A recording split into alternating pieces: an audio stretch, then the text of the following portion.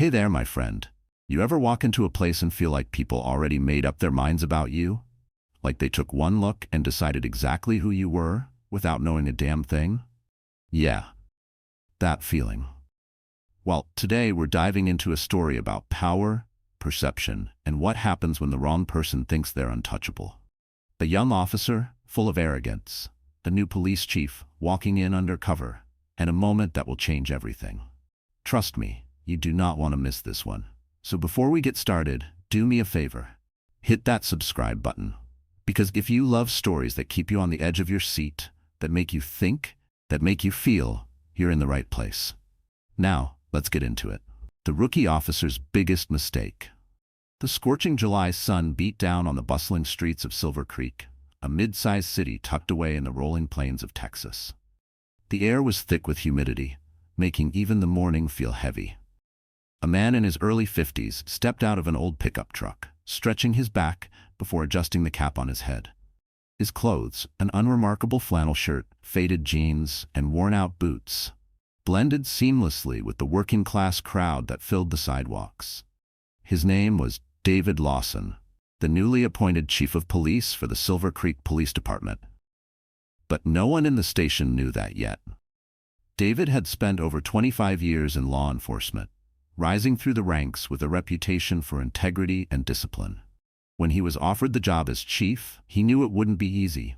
Silver Creek PD had been plagued by misconduct allegations and a culture of unchecked arrogance. He had read the reports, heard the whispers, but he needed to see it for himself. And he wanted to see his officers without their masks, without the forced politeness that came with knowing the boss was watching. The parking lot was filled with patrol cars, officers exchanging stories, and the occasional bout of laughter. No one paid him much attention as he strolled toward the station, just another aging local passing through. That was exactly what he wanted. As he reached the entrance, the scent of stale coffee and cigarette smoke greeted him. Inside, the station buzzed with energy, phones ringing, officers shuffling paperwork, and small groups huddled together in conversation. David moved slowly, taking in every detail. The way some officers treated their colleagues, how others barely acknowledged civilians waiting in the lobby. Then, a sharp voice cut through the noise. "Hey, you!" David turned to see a young, cocky officer marching toward him. The man looked to be in his late 20s, with a well-pressed uniform and an unmistakable air of arrogance. His badge read, Officer Travis Miller. Behind him, a few other officers leaned against the wall, their faces lit with amusement. "You lost, old man?" Miller sneered. "This isn't a shelter. You need to take that mess somewhere else." David felt the words hit like a slap, but he kept his face unreadable. He had been here before, not this exact place, but in situations just like it, where power was misused by those who thought no one was watching. He could have ended it there. A single word, the flash of his badge, and everything would shift. But he wasn't done watching. He simply stood still. Miller's smirk widened at the lack of response.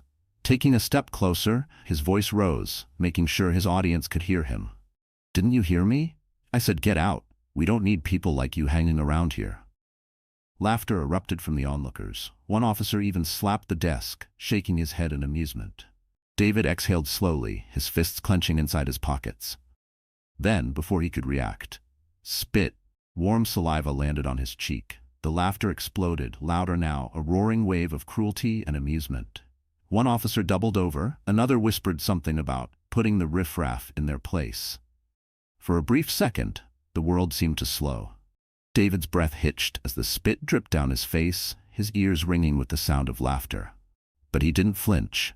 Instead, he reached into his pocket, pulled out a handkerchief, and wiped his face. His movements were slow, deliberate, controlled. "Is this how you treat everyone who walks through those doors?" he finally asked, his voice steady.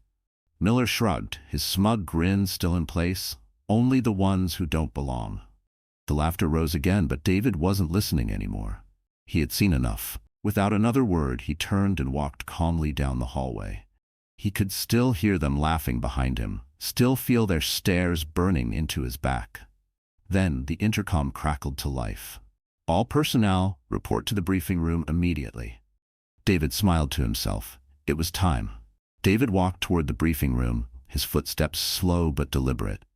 As he reached the door, he could already hear the murmurs of conversation, the officers filing in, oblivious to what was about to happen. In just a few moments, everything would change. And Officer Miller? His world was about to come crashing down. The briefing room buzzed with energy.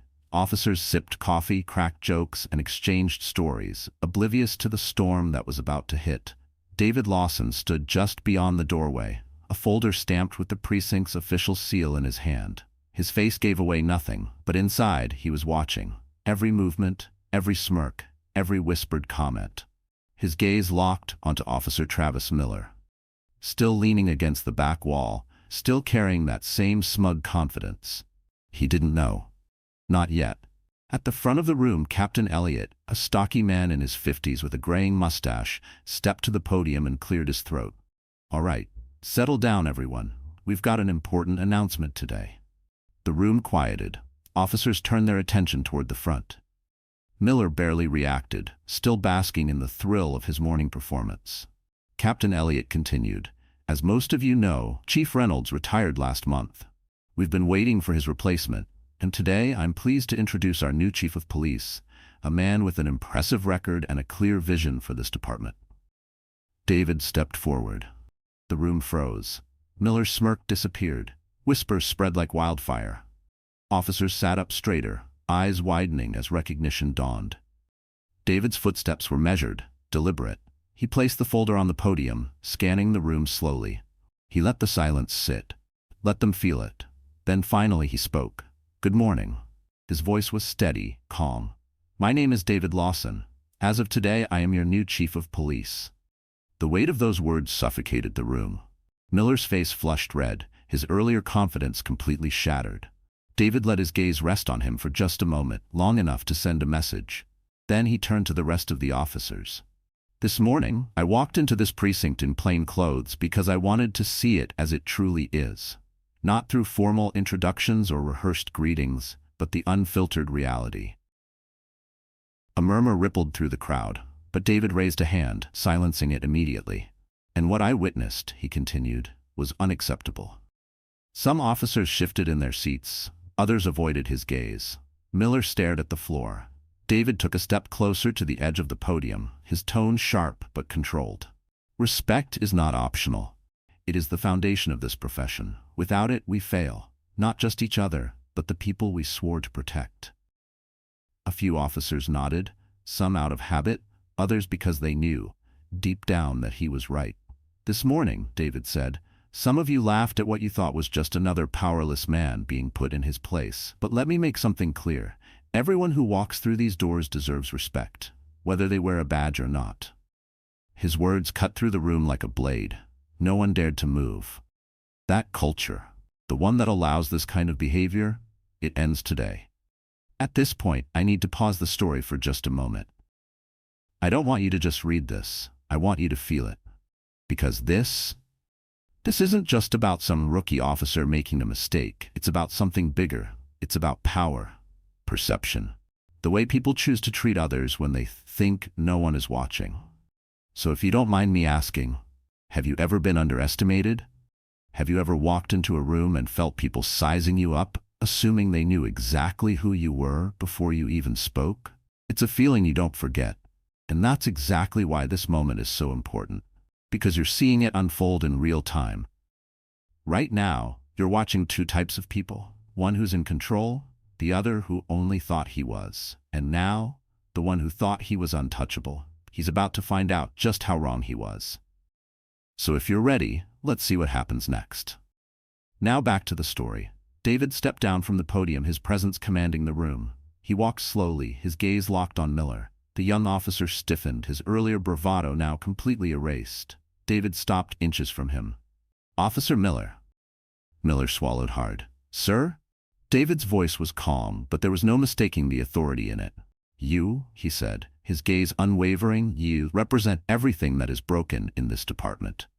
Miller's jaw clenched. Around him, officers avoided eye contact. No one wanted to be caught in the fallout. David took another step forward. "When you spit in my face, you didn't just disrespect me. You disrespected this badge, this oath, this community." Miller opened his mouth, but David raised a hand. No excuses. The officer froze. David turned to the rest of the room. What I saw today wasn't just one man's mistake. It was a culture. A culture where arrogance, disrespect, and prejudice aren't just tolerated, they're encouraged. He let that sink in. That stops now. Silence. Miller's face burned with humiliation. David turned back to him. Effective immediately, you are suspended pending an internal investigation. Gasps rippled through the room. Miller's entire body tensed. David straightened his shoulders. This isn't about punishment. It's about setting a standard. If you're not willing to rise to it, then this is not the place for you. His gaze swept the room. If you're ready to do better, to be better, we move forward together. But make no mistake, I will hold you accountable every step of the way. The officers sat still. No laughter now. And Miller, he knew his career would never be the same again. The tension in the room was suffocating. Every officer stood still, the weight of David Lawson's words pressing down on them like a heavy storm cloud. Officer Travis Miller shifted uncomfortably, his usually confident demeanor nowhere to be seen. Beads of sweat formed on his brow, his fingers twitching slightly as he stared at the floor. But David wasn't done. I understand that change is difficult, David said, his voice steady but laced with authority. But let me be clear. There will be no tolerance for behavior that disrespects the dignity of any individual, whether they are a colleague, a civilian, or anyone else.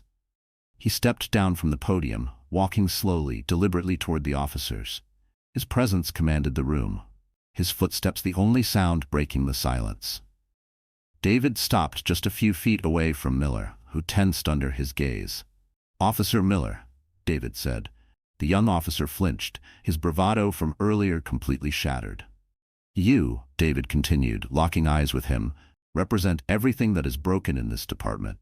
When you spat in my face, it wasn't just me you disrespected.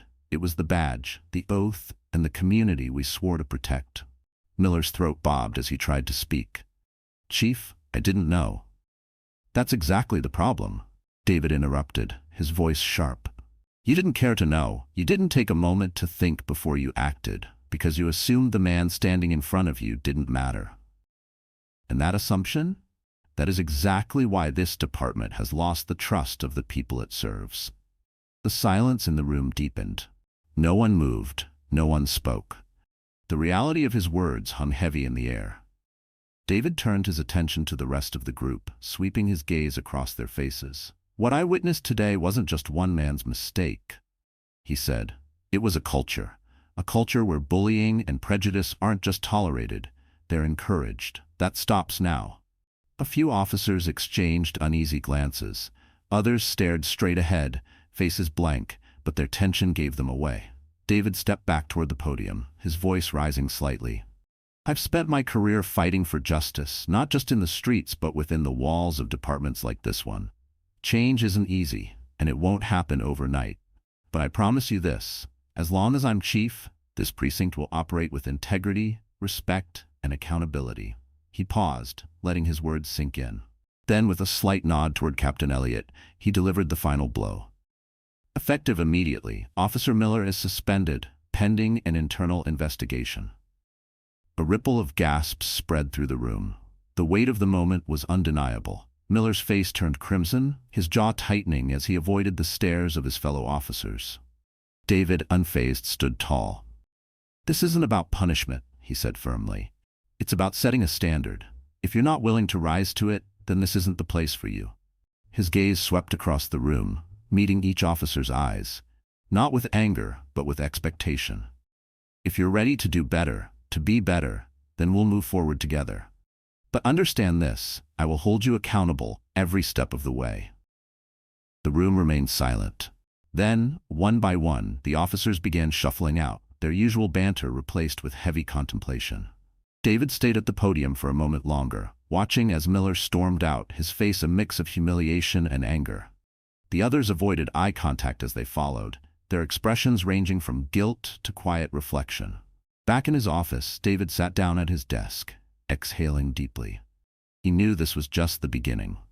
Years of entrenched attitudes and bad habits wouldn't change overnight. Some officers might never change at all. But he hadn't come to Silver Creek to make friends. He came to make a difference. The phone on his desk rang. It was Captain Elliot. "Chief, I just wanted to say, you handled that better than most would have," Elliot said, his voice almost hesitant. David leaned back in his chair. "Thanks, Captain," he replied. "But the real work starts now." He paused, then continued. "I need a full review of Miller's history on my desk by tomorrow. Complaints, incident reports, everything." A beat of silence. "You got it, Chief," Elliot said. Then, after a brief hesitation, he added, "And sir, I think you shook a few of them today, in a good way."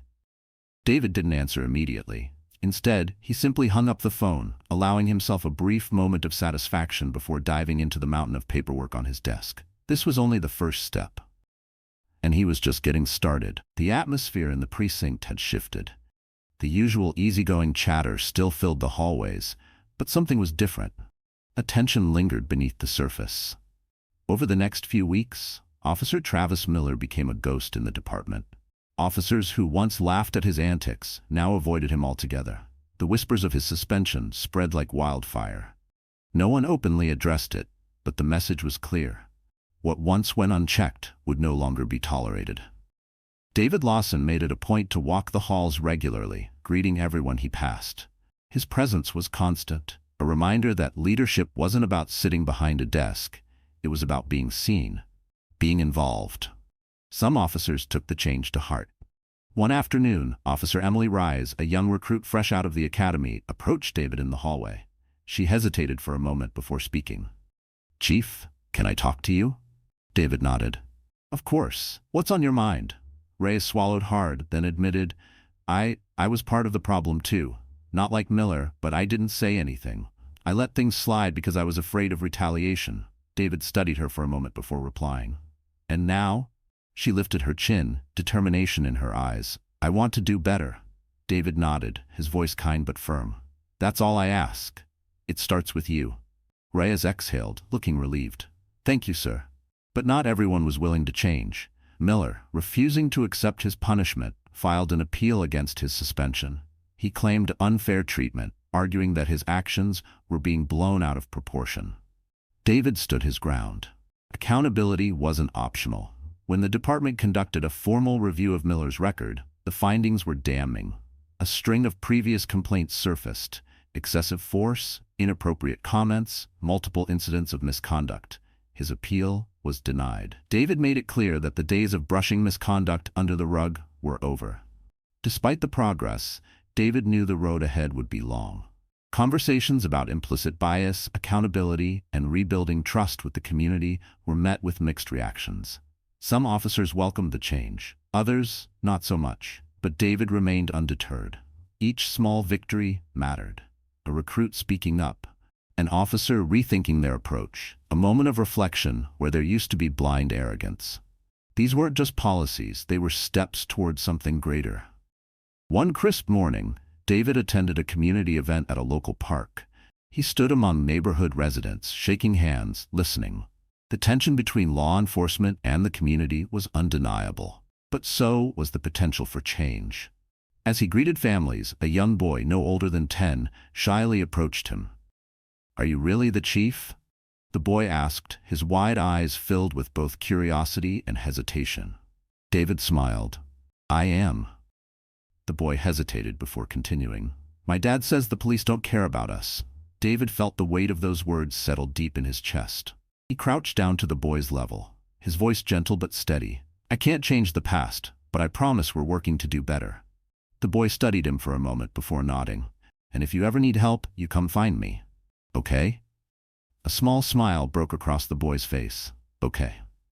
It was moments like this that reminded David why he took this job in the first place. It wasn't just about fixing a department. It was about rebuilding trust, one person at a time. By the end of his first year, the precinct was far from perfect, but it was undeniably different. The officers who couldn't adapt were gone. They had been replaced by new recruits, men and women who shared David's vision for a fair, respectful, and accountable police department. The community, once skeptical, began to see signs of change. No overnight transformation, no instant trust, but small, tangible efforts, a renewed commitment to bridge the divide.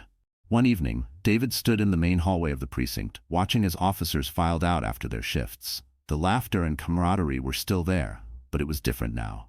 It wasn't built on exclusion. It wasn't at someone else's expense. It was genuine, inclusive, real. David exhaled slowly. There would always be challenges, there would always be resistance, but for the first time, he felt something he hadn't in a long time: hope. Change was never easy, but it was worth every fight. And there you have it, my friend, a story about power, respect, and the courage to stand up for what's right. But now I want to hear from you. What would you have done in this situation? Would you have handled it differently, or do you think the chief made the right call? Drop your thoughts in the comments. I read every single one. And if this story kept you hooked, make sure to hit that like button so I know you want more. Subscribe if you haven't already, because trust me, we've got plenty more stories just like this coming your way. Until next time, stay sharp, stay curious, and I'll see you in the next one.